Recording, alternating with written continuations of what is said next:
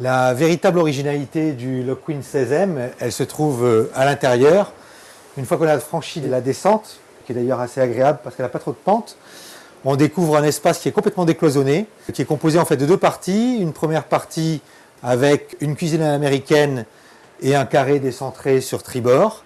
Et une deuxième partie en avant de ce couple porc, qui est un véritable salon en fait. Et c'est assez original parce que on se retrouve avec une pièce qui fait plus de 25 mètres carrés finalement. Alors même si le bateau fait 16 mètres de long, on a une vraie sensation de perspective qu'on a rarement dans un monocoque de cette taille-là. Là, on est dans le salon du Lockwind 16. On est toujours en prise avec le carré, mais on est dans un espace qui est plus intime, avec des canapés, des petites bibliothèques, des meubles bas, de la vidéo, du son. On voit également dans le Lockwind que le coin navigation a été soigné avec une position assise bien agréable là, sur ce siège un peu angulé, pas mal de rangements.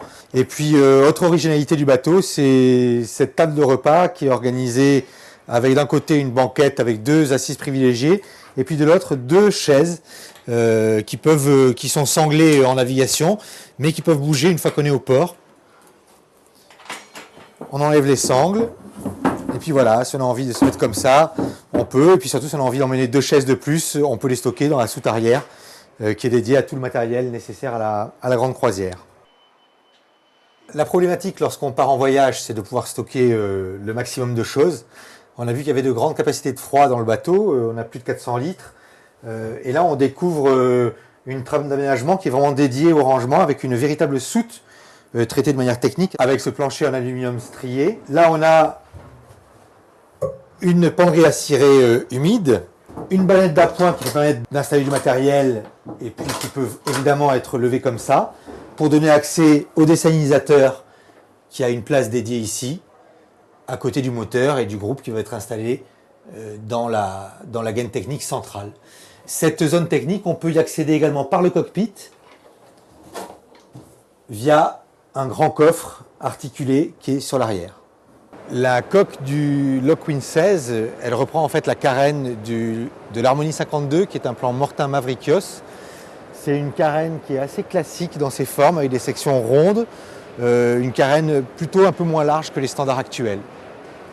La particularité du cockpit du Lockwind 16, c'est son espace, sa largeur qui est vraiment très importante. Ce qui est surprenant par rapport aux standards actuels, c'est que plutôt que d'avoir une console centrale qui symétrise la circulation par les côtés, là on a deux petites tables articulées comme ça et donc un passage central qui est conservé depuis la mer jusqu'à la descente. Le Lockwind 16 il est plutôt bien pourvu en rangement dans le cockpit avec ce coffre à drisse ici, le double coffre de milieu de cockpit qui permet de ranger, on le voit, le radeau de survie qui sera par contre moyennement accessible. Sur le côté, on a ici un vrai grand coffre et sur tribord, on retrouve l'accès à la soute intérieure, typique de cette volonté d'offrir un vrai bateau de voyage avec beaucoup d'autonomie.